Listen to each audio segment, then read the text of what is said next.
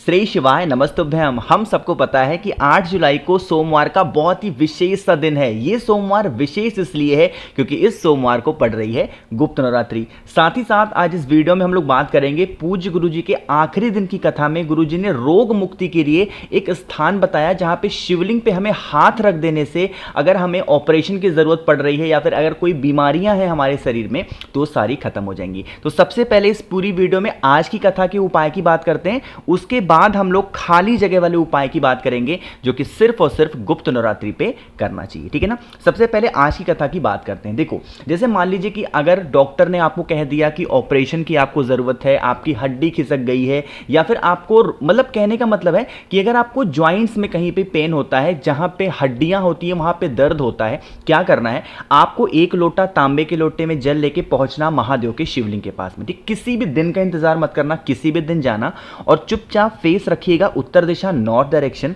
और उसके बाद में एक लोटा शुद्ध जल तांबे के लोटे से श्री शिवाय नमस्तुभ्यम का जप करके महादेव के शिवलिंग के ऊपर समर्पित करना। ठीक है ना। अगर जल नहीं भी चढ़ा सकते हो तो भी कोई दिक्कत नहीं है। जब हम लोग महादेव के शिवलिंग के ऊपर जल चढ़ाते हैं ना, तो जल बहता बहता बहता जलाधारी से नीचे गिरता है। एक चीज का ध्यान रखिएगा, जब आप जल को चढ़ाएंगे तो जल्दी से जल को चढ़ा करके अपने राइट हैंड को अपने दाहिने हाथ को ला करके यहां पे लगाएंगे और महादेव से शिव शंभू से प्रार्थना करेंगे, विनती करेंगे, हे शिव शंभू, हे भोलेनाथ, हमारे शरीर में इस तरीके से हड्डी की दिक्कत है, इस तरीके से समस्या है, इस तरीके से प्रॉब्लम है, आप हमारे शरीर की इस समस्या को दूर करें। अपने अकॉर्डिंग प्रार्थना करेंगे और जो जल आपके हाथों में यहाँ पे लगा करके लगा हुआ है, जिस पार्ट में आपके हड्डियों में पेन होता है उस स्थान पे लगा लेंगे तो आपको यकीन मानिए ऑपरेशन की जरूरत नहीं पड़ेगी, महादेव की कृपा आप पे बनी रहेगी। ये तो हो गई पहली बात। अब मान लीजिए कि आप कहीं से ऐसे जा रहे हैं और महादेव का मंदिर पड़ गया,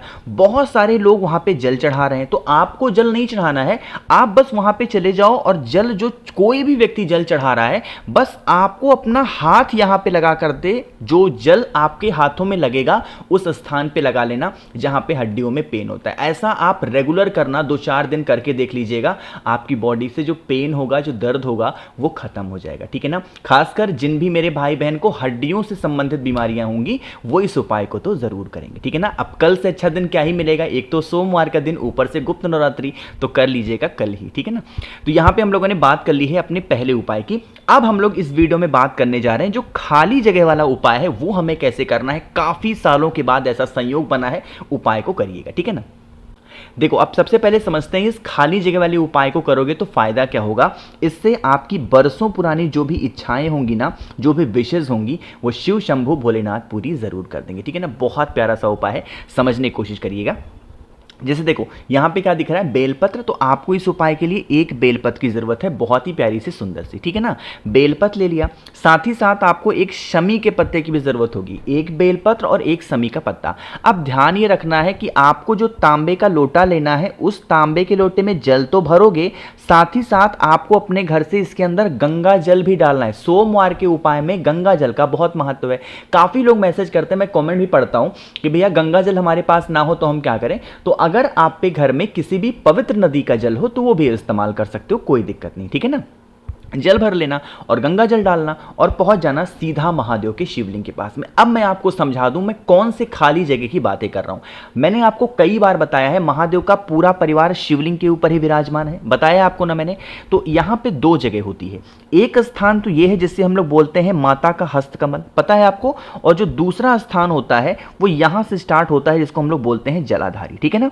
इन दोनों जगहों के बीच में एक होती है खाली जगह जिसको मैं लाल कलर से पेंट कर रहा हूं, यही है खाली जगह। और इस दिन खाली जगह उपाय करने का बहुत महत्व है। क्या करना है, जो मैंने आपको बेलपत्र दिखाई है ना, इसी खाली स्थान पर उस एक बेलपत्र को आपको समर्पित करना है और जो तांबे के लोटे में आपके जल होगा, जो आपके विशेष है, जो आपकी कामना है, वो महादेव के शिवलिंग के ऊपर जल मत चढ़ाना। खाली जगह पे तो आपने बेलपत्र चढ़ा दिया, लेकिन जो जल आप समर्पित करोगे वो यहीं पे माता के हस्तकमल पर, माता का उपाय करना है। क्यों, गुप्त नवरात्रि है और नवरात्रि में माता का ध्यान किया जाता है, इसीलिए माता के हस्तकमल पर गोल गोल करते हुए आपको जल को समर्पित करना है। जब जल चढ़ाओगे जल नीचे बहने लगेगा, अरे बहेगा ना, तो जिस जगह से जल नीचे गिरने ही वाला होता है उसी स्थान पर आपको एक समी का पत्ता जो मैंने आपको दिखाया, अगर वो आप समर्पित कर देते हैं, इस सोमवार को करके देखिएगा, आने वाले जो सोमवार होंगे उसमें आपकी मनोकामना विशेष पूरी होती हुई नजर जरूर आएंगी। वीडियो समझ में नहीं आया है तो एक बार वीडियो को पीछे करना और एक बार और सुन लेना, समझ में आ जाएगा, ठीक है ना। ठीक, चलो भाई आगे बढ़ते हैं। अब यहां पे हम लोगों ने दो उपाय की बात कर ली। पहला उपाय हमने बात किया जो गुरुजी ने कथा में बताया, दूसरे उपाय की हमने बात की जो कि खाली जगह वाला था। आगे बढ़ते हैं अब इस वीडियो के हम लोग अपने तीसरे उपाय की तरफ। ये बहुत स्पेशल और बहुत ही फेमस उपाय है जो कि हम सभी लोगों को करना चाहिए। कहां पे? महादेव के शिवलिंग के ऊपर। लेकिन उससे पहले जल्दी से करिए वीडियो को लाइक, और मेरे जितने भी भाई बहन आवाज मेरी पहली बार सुन रहे हैं चैनल को जरूर सब्सक्राइब करिएगा, ठीक है ना। ये बहुत स्पेशल बहुत ही प्यारा सा उपाय है, सुनने की कोशिश करिएगा। जैसे यहाँ पे बेलपत्र दिख रहा है, इस टाइम पे बरसात का मौसम है ना, सभी के यहाँ बारिश हो रही है, तो जब बारिश होती है तो जो बेलपत्र होते हैं बहुत ज्यादा मात्रा में मिलेंगे। 5 बेलपत्र ले लेना कहीं से भी, ठीक है ना। अगर नहीं मिलता तो महादेव के शिवलिंग के ऊपर से उठा करके धुल लेना, ठीक है ना। 5 बेलपत्र लेना। एक बात बता दूं, कुछ लोग कहते हैं भैया आप एक ही चीज़ को रिपीट करते हो, तो मैं आपको बताना चाहता हूं कि मैं ये सोचता हूं कि आप मेरी बात पहली बार सुन रहे हो और मैं नहीं चाहता कि आप लोग कोई उपाय में गलतियां करो, इसीलिए मैं हर चीज़ को बहुत जोर दे के समझाता हूं कि आप उपाय को कर पाओ। कौन सी दिशा में बेलपत्र कैसे लो, जल कैसे चढ़ाओ, हर चीज़ का नियम है। कैसे नियम बता, एक 10 सेकंड सुन लो। जैसे खाना खाते हैं, खाना कैसे खाओगे? दाहिने हाथ से खाओगे, एक हाथों से खाओगे, पेट तब भी भरेगा जब एक हाथों से खाओगे, और दोनों हाथों से राक्षसों तरीके से खाओगे, पेट तब भी भरेगा। लेकिन तरीका होता है ना हर चीज का, तो पूजा पाठ का भी तरीका है, इसीलिए मैं बहुत ही ध्यान से और बहुत जोर देके आपको समझाता हूं, ठीक है ना। बुरी लगी हो बातें तो माफ करिएगा। तो यहां पे आपको 5 बेलपत्र लेनी है, साथ ही साथ आपको दो लोटा लेना है। जरूरी नहीं है कि 2 के दोनों लोटे तांबे के हों, चाहे तो 2 स्टील ले लो, एक तांबा एक स्टील ले लो, 2 ग्लास ले लो, 2 कटोरी ले लो, 2 चम्मच, कोई भी 2 पात्र लेंगे, ठीक है ना। उन दोनों पात्रों में जल अपने घर से भरेंगे और पहुंच जाना महादेव के शिवलिंग के पास में, ठीक है ना। फेस रखिएगा उत्तर दिशा यानी कि नॉर्थ डायरेक्शन। तरीका समझते हैं। जो 5 बेलपत्र आपके पास में है, उन 5 की 5 बेलपत्र को एक एक करके अपनी मनोकामना, जीवन के कष्टों को कहते हुए महादेव के शिवलिंग के ऊपर एक एक करके बेलपत्र को समर्पित करना। जब बेलपत्र समर्पित कर चुके हैं उसके बाद में अपने दोनों हाथों में जल के दोनों पात्रों को लेकर के एक साथ जल आपको समर्पित करना है महादेव के शिवलिंग के ऊपर। जब यहां पे समर्पित करोगे तो आपको त्रिपुरारी महादेव या फिर त्रिपुरा सुंदरी का नाम लेना है। किसका? या तो त्रिपुरारी महादेव के नाम से चढ़ा देना या फिर त्रिपुरा सुंदरी के नाम से चढ़ा देना जल को। आपकी बरसों पुरानी जो भी मनोकामनाएं होंगी, जो भी विशेष होंगी, काफी दिनों से अधूरी हैं, वो सारी मनोकामना आपकी पूरी जरूर हो जाएगी, ठीक है ना। करके देखिएगा, भूलना किसी को भी नहीं है, हर व्यक्ति को, हर इंसान को इस उपाय को करना होगा, ठीक है ना।